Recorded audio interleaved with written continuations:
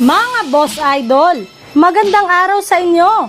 Panibagong araw na may panibagong video na naman ang ating tatalakayin ngayon. Tara na't pag-usapan natin ang injury update kay Anthony Davis at ang balitang trade ni Paul George papunta sa Golden State Warriors. Pero bago nga natin yan umpisahan, introhan muna natin to.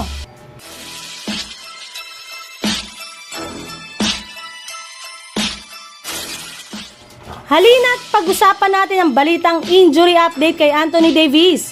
Dahil nga sa pagkatalo ng Lakers sa kanilang game noong nakaraang araw kontra sa Sacramento Kings, ay naputol na nga ang kanilang 3-game winning streak at bumagsak ulit nga sa 6 wins at 6 losses ang kanilang record sa standing ng Western Conference. Bukod rin nga dyan, ay nabahira na rin naman nga ng pagkatalo ang kanilang home court na Crypto.com Arena.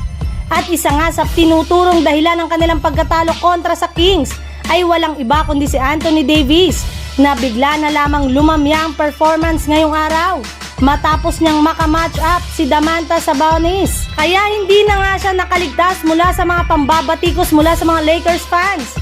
Ayon pa nga dito, mukhang pinapatunayan na nga ni Davis na deserving talaga itong i-trade ngayong season kapalit ng isang superstar dahil sa napaka-inconsistent na laro nito sa kanyang kupunan. Pero ayon rin naman nga kay Davis, medyo naramdaman nga daw po niya ngayong araw ang pagsakit ng kanyang injury sa kanyang hita na siyang rason bakit hindi siya masyadong nakakagalaw sa loob ng court.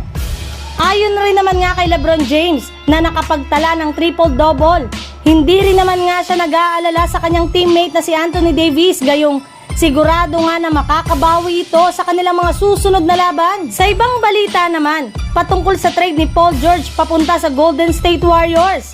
Naibalita na nga noong nakaraang araw na napipiko na rin naman nga si Paul George sa patuloy na pagkatalo ng Los Angeles Clippers ngayong season, simula nang lumipat sa kanila si James Harden. Kaya dahil nga dyan, ay posible na nga na mag-request na ito ng trade sa lalong madaling panahon ngayong taon. At kapag nangyari nga yan, ay inaasahan na nga na pag-aagawan siya ng napakaraming mga kupunan na gustong magpalakas ng kanilang line-up. At base nga sa pinakahuling inilabas sa balita ng Bleacher Report, isa nga sa mga team na posibleng kumuha kay Paul George ay ang Golden State Warriors na nahihirapan rin naman ngang manalo sa kanilang mga nakalipas na laro since wala rin naman ngang ibang katulong ngayon si Stephen Curry pagdating sa pagtatala ng puntos. Kaya maaari nga daw nilang makuha si Kawhi para itandem kay Curry. Pero makukuha lamang nga daw ito ng Warriors kung sakasakali mang makapagdesisyon ang kanilang front office na i-offer sa Clippers ang kanilang mga players na sina Klay Thompson o di kaya si Andrew Wiggins.